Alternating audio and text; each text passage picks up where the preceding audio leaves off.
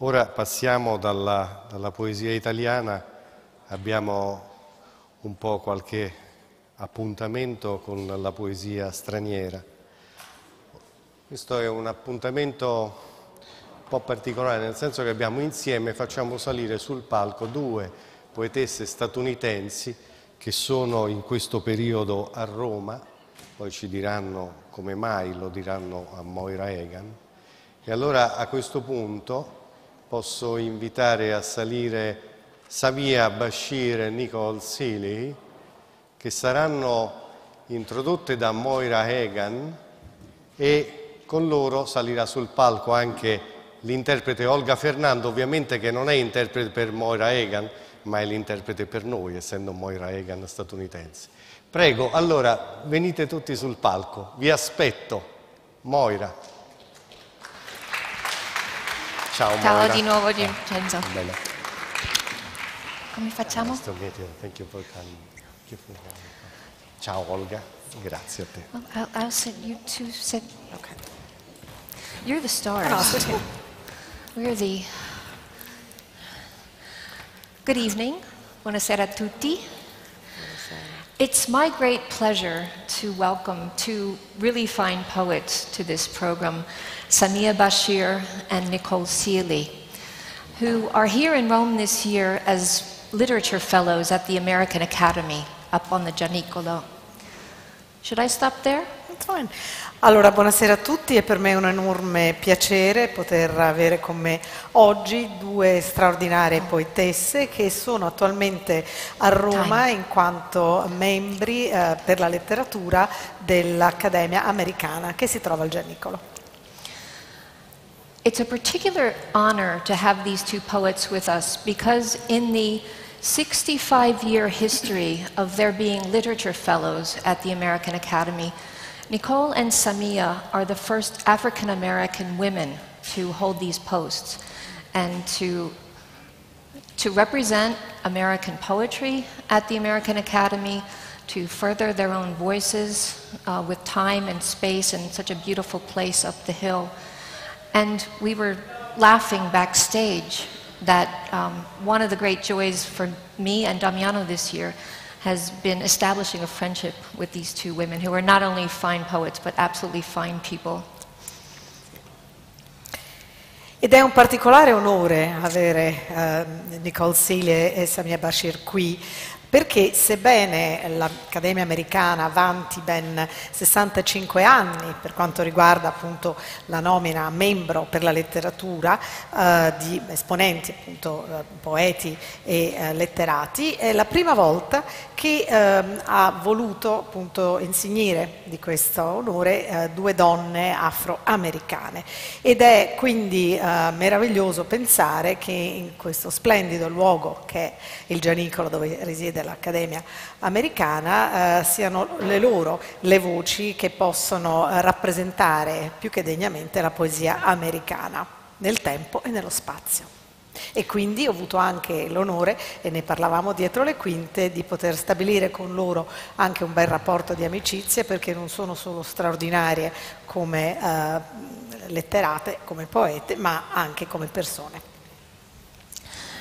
So the first question I would like to ask these poets, which I ask with just a wee touch of envy, is how has the time, the almost year up at the Academy been going for you, and how do you see it, since we have many Romans in the audience who I'm sure are curious to know how time spent in the Eternal City is going to affect the work now and going forward? E senza, devo dire, nascondere un pizzico di invidia, la prima domanda è come ci si trova a trascorrere tutto questo tempo all'Accademia Americana e come il tempo speso nella città eterna potrà già aver influenzato il vostro lavoro oppure lo influenzerà in futuro. For me, it's really been amazing to have both the time and space to imagine new poems, to explore Rome. In my day-to-day life before coming here, I was in a job that forwarded the lives of artists, other artists, and I was neglecting my own art, and so to have the time and space to really think about myself is important, and I am lucky to have the space to do so here. È stato straordinario avere sia il tempo che il luogo dove poter immaginare la mia poesia e appunto farlo in questa cornice che è la città di Roma, che ho avuto modo di conoscere e esplorare. Devo dire che in precedenza il mio tempo era anche dedicato ad altri artisti, il che ha significato trascurare un po' la mia arte, e invece è stata di enorme importanza poter avere per me il tempo e il luogo per poterla esplorare. Yeah, same for me. I think one of the things that's really beautiful about being here in Roma is the sense of expansiveness and the sense of time.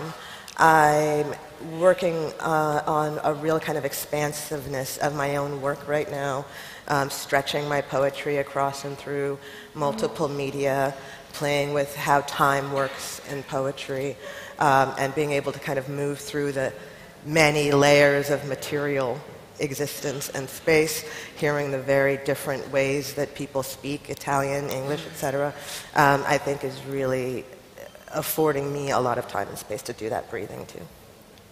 Posso dire la stessa cosa, perché a Roma in particolare ho avuto modo di sfruttare appieno il tempo cercando proprio di espandere anche l'ambito della mia poesia per includere altri mezzi di comunicazione, giocando anche un po' con il senso del tempo nella poesia, andando anche a indagare, esplorare i diversi strati di materiale e di luoghi e di spazio e anche di lingua o di linguaggi. In a short amount of time, the next sort of conversation I wanted to have with you, and we can only begin it, is the vastly quoted, underquoted, misquoted statement by our old friend W.H. Auden, which begins to say, poetry makes nothing happen, and then goes on to say lots of other things. I think I'm preaching to the choir here, but could you talk a little bit about how I believe you feel poetry does make things happen? What does it make happen? Posso soltanto iniziare quella che vorrei essere una conversazione molto più lunga, ma il tempo non ce lo consente. Vorrei citare le parole spesso citate a proposito e a sproposito di W.H. Auden, secondo il quale la poesia non fa accadere nulla e poi continua. Ecco, ovviamente immagino come la pensiate, ma qual è la vostra reazione di fronte a una tale considerazione? I mean, I think that I might even suggest everyone sitting here knows that poetry makes a lot happen, even if we just start within the body. It makes the breath quicken, it makes the blood move a little differently when we engage with language and sound and feeling and memory and emotion. It moves us physically in many ways that are both beautiful and scientific, and when we get to move ourselves, that helps us kind of strengthen ourselves toward moving the world.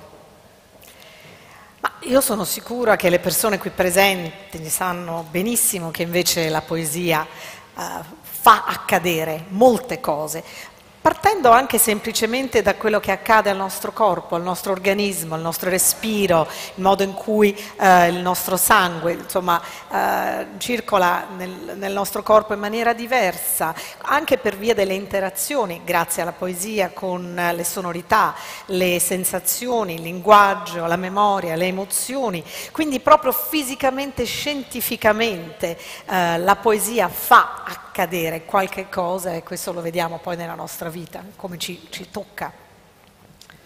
And I second everything Samiya has said, and I would just add to that while poetry is something that moves us, it inspires us, it shouldn't be a stand-in for real action. And so I would just encourage people to both take in the art and act. Io sono d'accordo con tutto quello che è stato appena detto, vorrei aggiungere soltanto una cosa: se è vero ovviamente che la poesia ci ispira e ci tocca, non può certamente sostituirsi alla vera passione, e quindi pur continuando a apprezzarla dovremmo sempre essere pronti ad agire e a vivere. Thank you, Olga. And now it's a great pleasure to say that Samiya will read her poems, and afterwards Nicole will read hers. So, Thank you. E adesso la lettura. welcoming Samiya. Thank you, Olga. Thank you all for being here. It's a joy to be here and read and share with all these wonderful poets. I'm grateful to the organizers, to Moira and Damiano, who've translated, to Olga, who's translated with here, and to Nicole for sharing this whole experience with me. I'll start with synchronous rotation. After Dizzy rolled Baggs Jackson and his vibes out of Detroit, Baggs wrote his love songs in the minor keys, said the minor registers the heart, the magnet of us. Iron filings thrown up the greedy gullet of space before one turn humbles another, slow as hours plucked through catgut blue. Please, the old song goes, send me someone to love. Me? Who am I kidding? Every day I meet some minor love or two. Hey, you. Let's toss our tarantellas across the tracks. Let's reveal one another, bit by puckered bit. Let's emit this fit of heat before we burn. Or let's burn.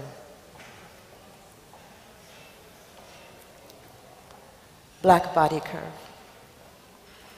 Stairs. A rushed flight down 38. French doors unlocked always. Always a lie, an argument. Argument. Two buck hunters circle a meadow's edge. Edge. One of us outside, bleeding. Bleeding. Shards of glass, doors locked, locked, carpet awash with blood. Blood, lift and drop, a sudden breeze. Breeze, its whistle through bone. Bone, the other was looking at. Bone, cradled to catch drips, drips quiet as a meadow fawn. Fawn, faces down each hunter, each gun, gun, again, again. Somebody call someone. Someone almost always prefers forgetting. Forgetting, an argument, a lie.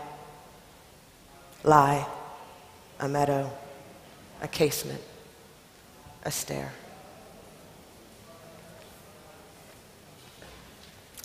Maniski light. Brother, I don't either understand this skip-scrapple world.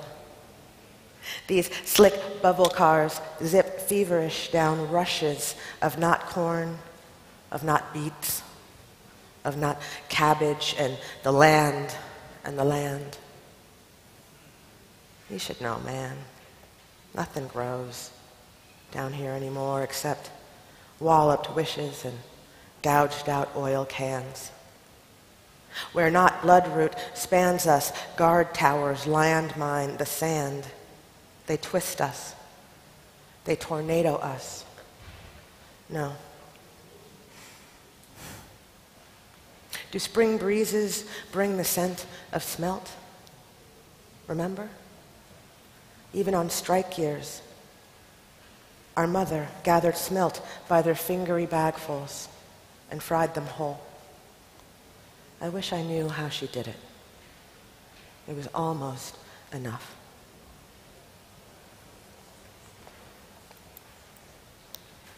Second law. Who was warned about these things? The never hush, the maddening chafe sliding down a reddened bridge, print disappearing, disappearing. Who is told how to brook it? The houndstooth stench of olding. The time just runs itself out.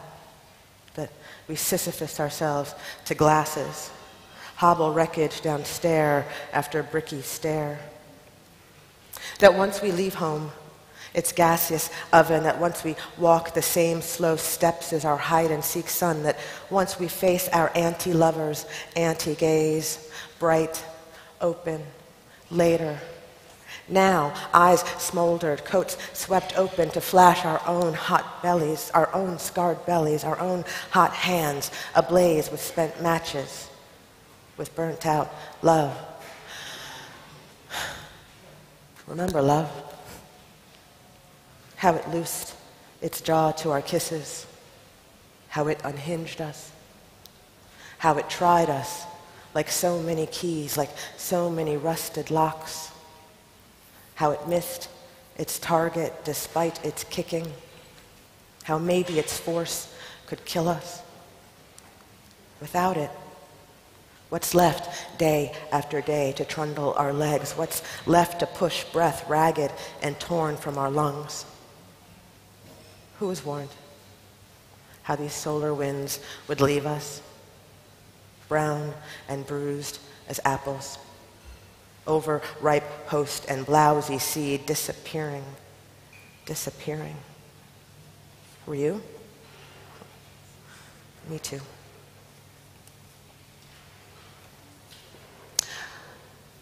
I'm going to move to, at Harlem Hospital, across the street from the Schomburg, the only thing to eat is a Big Mac. Yikes. Still, somehow we are carousel. We spin bodies to the wall and back. We are woman and man. We are surgeon and operation. We are everybody we love. We are inside them. We are inside and we are laughing. We are man, and we will die too. We know that much. We are our own shadow. We are want of touch. We are woman and man don't look. We are curvature. Look. We are train. We are star. We are big, tiny spiders. We are crawling. We are biting. We are hungry. We are a stopped carousel. We are bodies dropped to the floor. We are shaking. We are our own. Still, somehow, we are laughter. We are the doorway out.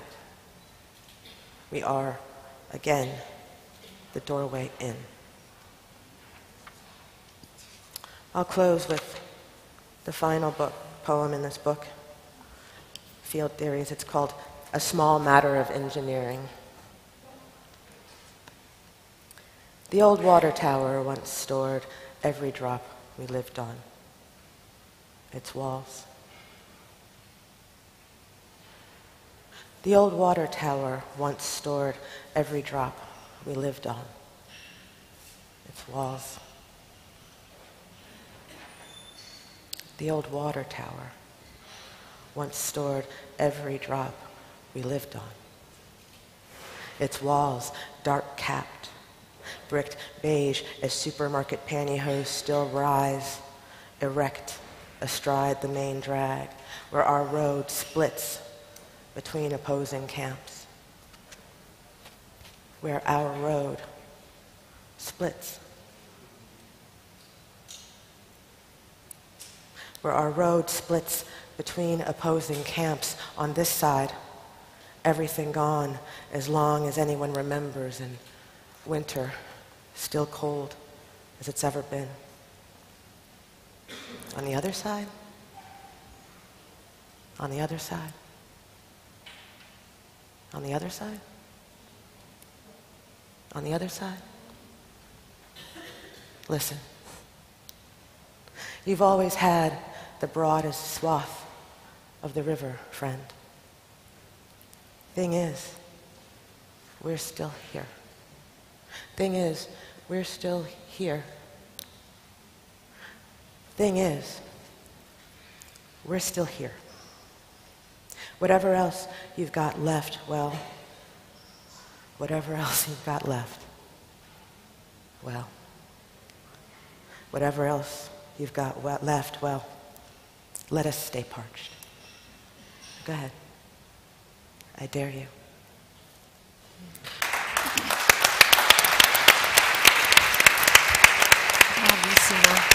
Wow.